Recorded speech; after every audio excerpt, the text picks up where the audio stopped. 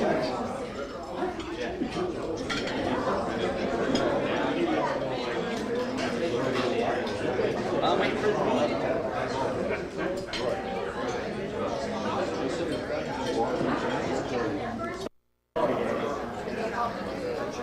had to give in. I've been asked to kind of get the ball rolling here. I didn't have so much respect for him. But as we know, Ben's retiring.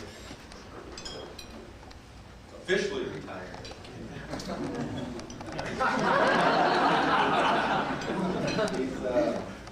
I know I'm going to miss him a lot.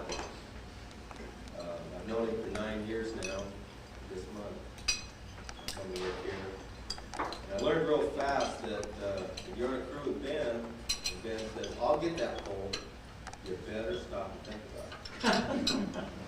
Because up on Badger, I'm trying to first encounter with a rattlesnake. Ben says, I'll get that pole. I was doing a line extension up this hill. Well, he got the pole, and I realized someone's got to pull all this wire down the hill and over this ravine and everything. And he was up there just smiling away. So I go down over the hill, and he always told me, if I ever run into a rattlesnake, I'll know it. I heard that. I started going through this brush, and I heard that rattle. And I stopped. This ain't, this doesn't sound good. And I stopped. I knew what it was, and Dan, he was laughing. He thought that was so funny. So I had to row everything over these bushes and go around. He's real good at suckering in. But I don't know, I can't speak for everybody, but I know I'm going to really miss him as my general foreman, my supervisor. He commands a lot of respect. You can hold the title, but that won't get you respect. But if you stand up for what you believe in, and you come out and say that this is my decision, you might not like it, that's what it is. You've got to respect people. And I have a lot of respect for him. I'm going to miss him. If anybody has something they'd like to say, I appreciate you coming up now.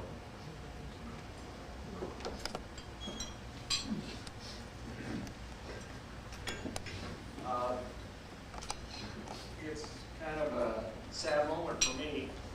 One of the first decisions I was involved in when I was named superintendent was to pick the general foreman. And that was, even though I wasn't the deciding person on this thing, I was involved in it enough that I questioned the decision. And you always second guess yourself as to whether the job is right for the man and the man's right for the job. Worse than that was it was somebody I was going to have to work with and be with for a long time. And we picked Ben Kleinsasser, and I've never looked back at that decision or questioned it since. It's been an honor to work with you, Ben, and I'm proud to have worked with you this whole time. Kind of like Rick, and we're going to miss you a lot, and you've been a big influence on the people you've been around. And it's going to be very hard to replace you if we can. You've made an impact on our department that's going to last for years. I don't really know what else to say about the guy, but he's going to be dearly missed by everybody that's associated with him. Thanks, Ben.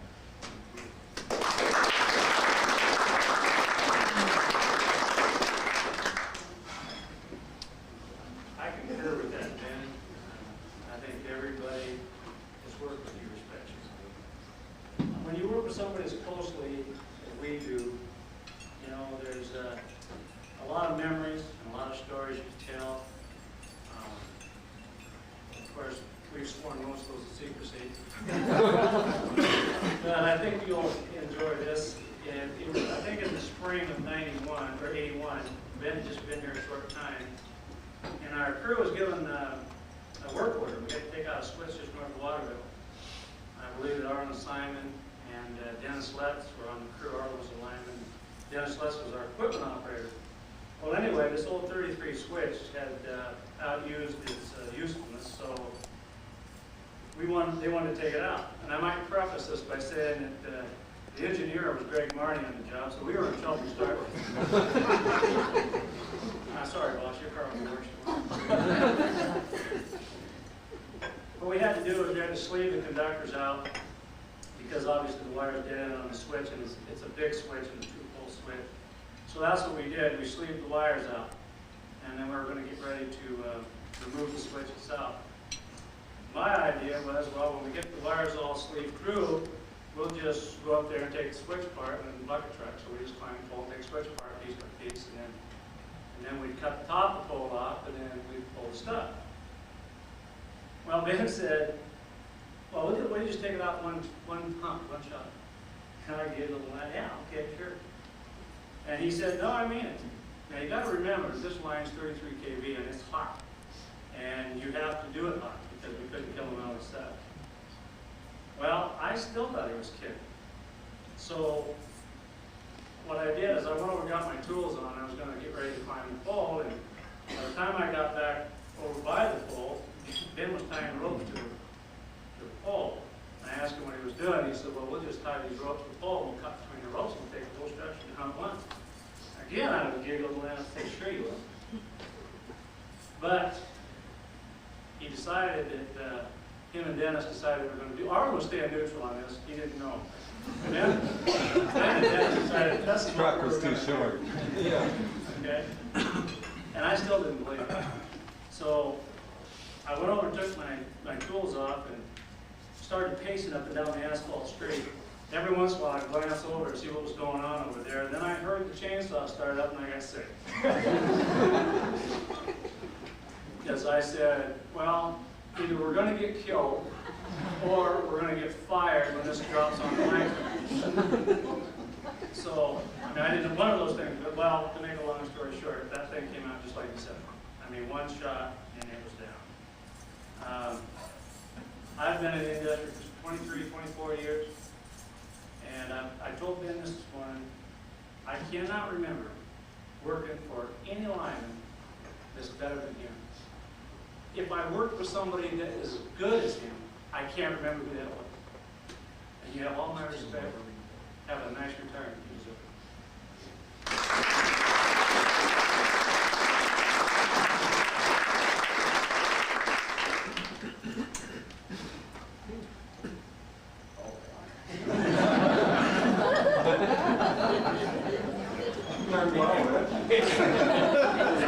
On behalf of the commission, we would like to congratulate you on your retirement and wish you the best of success in your retirement.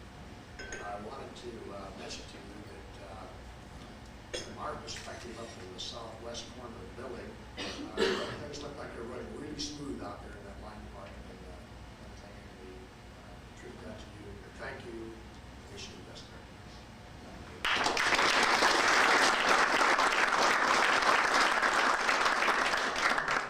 Before Eldon speaks, I want to point out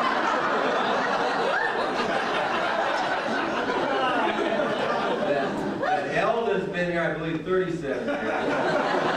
And if Ben would have stayed here the first time, I believe he'd been here 43 years. He'd have seniority on him. I yield to your seniority. You know, speaking of the upper corner of the building there, you know, a lot of times I think that people who are on the management side, if you will, think that we carry all the stress and the burden. But I don't think a lot of people realize that those that are involved in maintaining the operating electric system have any idea of how much stress and pressure there is when the chips are down. And I think that we ought to honor that today, and Ben, you're just part of that all your life. And I can remember years ago, I think, what was it, 77 or whatever, the transformer blew right behind our house in the middle of winter, and right in the middle of dinner. The crew came out. Things were a little different then. They got the transformer all wrapped up there, taking care of it. Can't remember who it was. Kept pinning around about whether I had any bourbon in the house.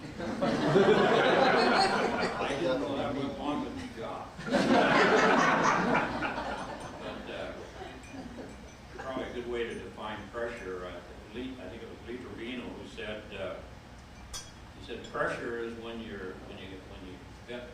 $25 on a 4-foot putt, and you only got $4.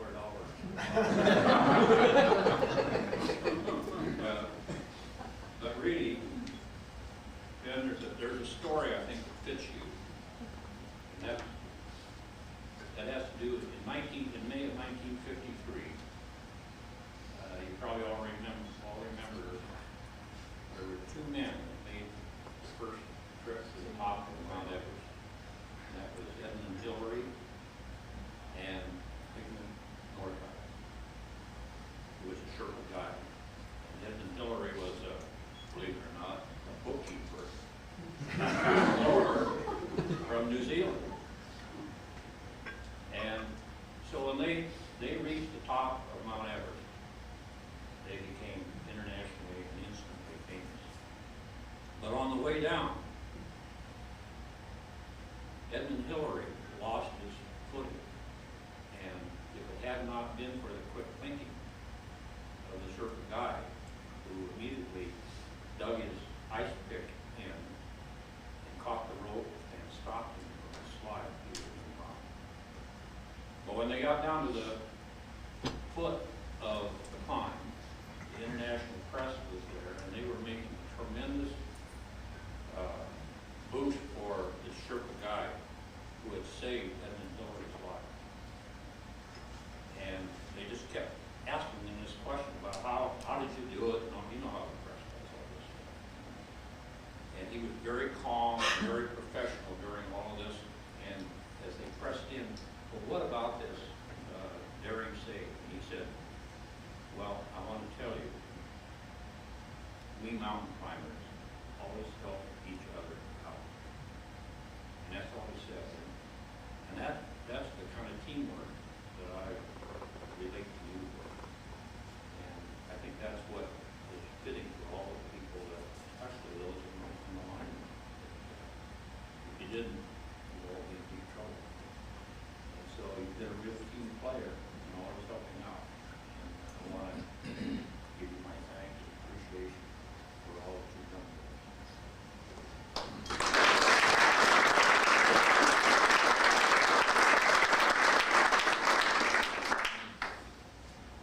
Any more stories of Ben? John, you have something for us? This is a little something, Bert and Andy, and you know, keep you warm in these nice cool nights.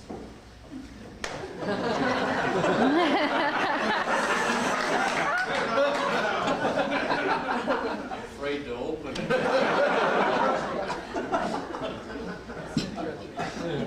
I'll bring it up here.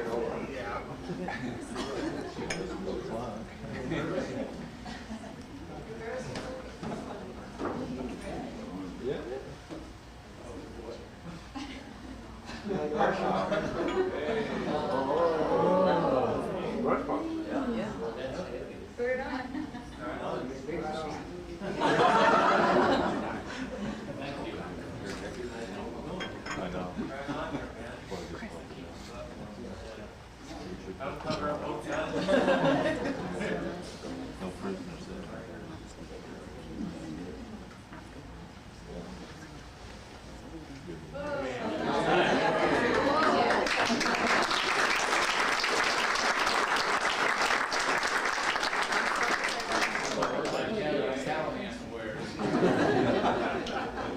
Thank you.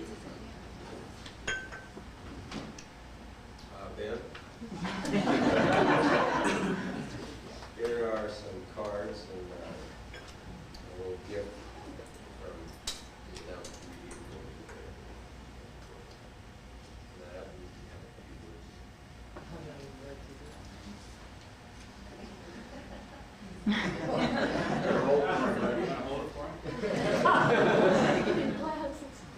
This is great. It's a gift certificate for $100. This comes from Douglas County DVD employees, Douglas County, and I really appreciate it. I'll put it to good use, and it's to Valley Feed in Western Store.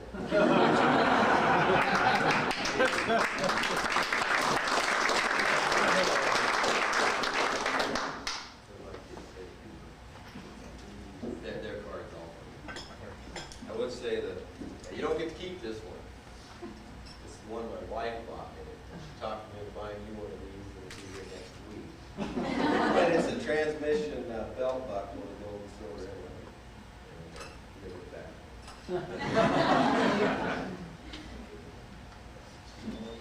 This is all very much appreciated. I really don't know what to say. I wrote a few reams of paper for notes. I was going to just take a short time and just go over my notes, you know, but I left them at home, so I'm going to just have to thank all of you for all of the friendship we've had, the fellowship we've had, the times we've worked together, the incidences we've been in and through, and the storms we've fought, the deserts we've conquered, and the heat we outlived. About the worst thing that can happen to me is the heat. Remember one morning I came in, and it was hot. It was about 104 degrees. And out comes this piece of raw hamburger down the dog. I said, "What's that for?" For me, because I guess I kind of get grouchy.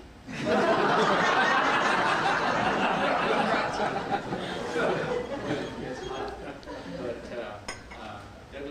started for Douglas County in 1951. I started as a hole digger, worked my way up, decided I was going to go out and see the big time. A few years later, after service and a few more years with Douglas, I went out, got to be a lineman, traveled this country over several times, and I had a good time doing it. Met a lot of people in this nation, the various groups, and people that have spent time with them in the field, and I've learned a great deal, and I wouldn't change it for anything. I'm not saying it's the best way of life, but it's one that I've enjoyed. And a lot of you that have stayed here have already retired and beat me to retirement, so it's probably a better way. But things are going quite well now. And as you see, this beautiful little redhead sitting next to me has kind of taken my attention a lot, and I'm a lot happier than I have previously been for the prior year or so. And I'm really, really enjoy it. But going back to Douglas County PUD, I go at it as an honest individual. I smile when I'm kidding with them. I ask them if I have a smile on my face when I need to tell them something and make them realize something. They say no, and then I tell them. So they know about what's coming. I like to think of the utility, going along with the story that Mr. Landon told, as a ball team. And I think that's what we need to be. This is already a very good utility. It's small. It could be the best one in the world. It probably is. If everyone concerned takes it as that they're a ball team, and whatever department has, whether it's purchasing, whether it's a line department, whether it's management, whatever department it is, and they're all a function of it, when they have the ball, they do the best they can for this entire team. We are a team where we won't make it be the best one there is. And when the ball goes to the next one, you do everything you can to help the ball carrier. Whatever department be it, whether it's finances, whether it's literal work, it's just organization, it's camaraderie, and it's the type of thing that makes the best unit there is, and brings us all closer to each other. And I think that's what we have working for us here now. I know I've tried to work that way. There's people that, on occasion, they're gone, I hope. They're stepping on someone to get ahead, to succeed in a position monetarily, or to stay in a position, but I hope they're gone, and I see no reason why we can't all work together and be the public servants that the people of Douglas County need. I thank you all for everything.